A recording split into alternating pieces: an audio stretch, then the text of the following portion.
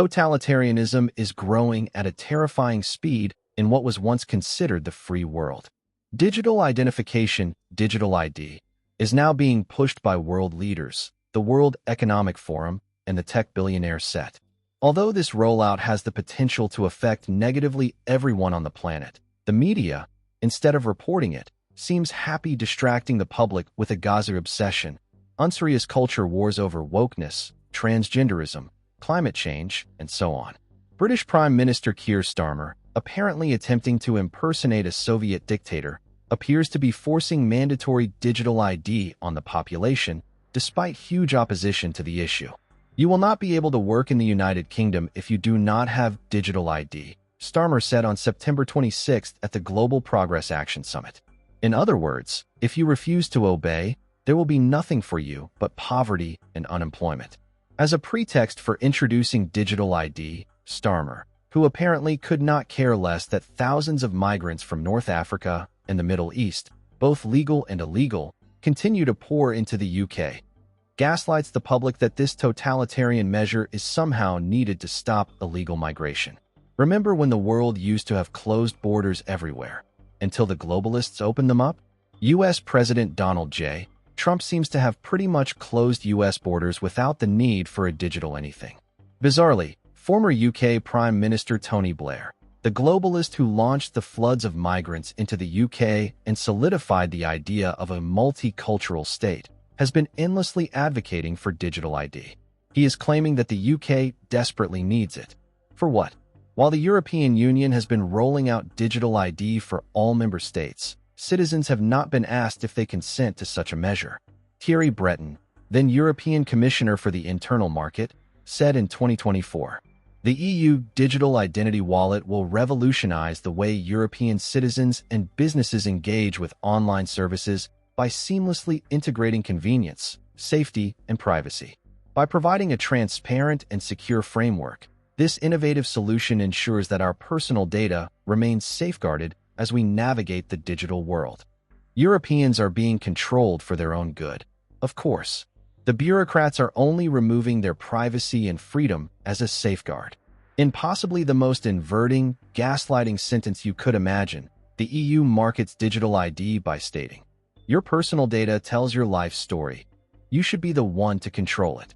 Digital IDs may not, yet, be forced upon Americans, but, according to author and journalist Michael Shellenberger, the same extreme sentiments are being thrown about by influential people in the U.S. who are financing the push for digital ID, Larry Ellison and Bill Gates.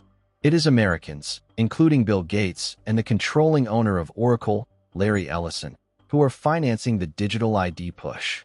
Shellenberger writes, "Larry Ellison is the second richest person in the world and one of Tony Blair's biggest financial backers.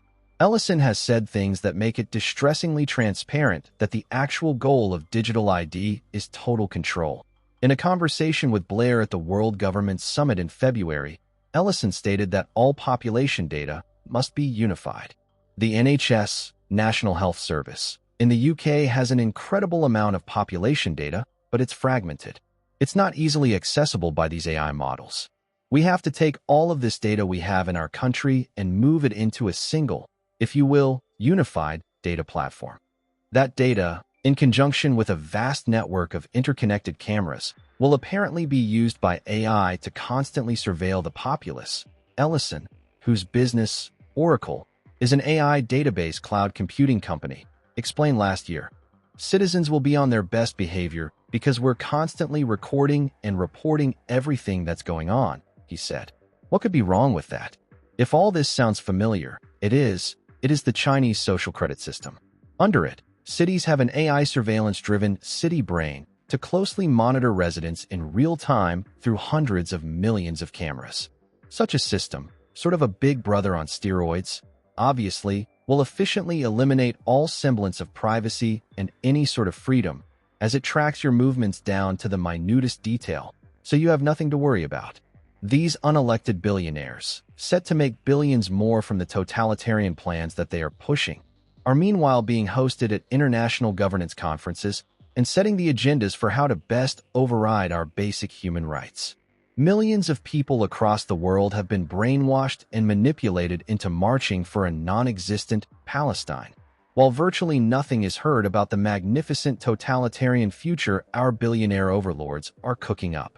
In communist China, in fact, they just upgraded their urban dystopia to CityBrain 3.0. With CityBrain 3.0, Hangzhou is pioneering AI-driven governance, making city management smarter, safer, and more efficient, setting a model for other global smart cities. Emphasis added. Smart cities are a Chinese Communist Party idea, established in China by the regime in its 12th five-year plan, issued in 2011. The UN evidently wants all cities to become smart cities. The concept of smart cities, which can help stimulate inclusive growth, promote social inclusion, decrease traffic congestion, combat crimes, improve resilience during natural disasters, and reduce greenhouse gas emissions, has a potential as a solution to urban problems both in developing and developed countries.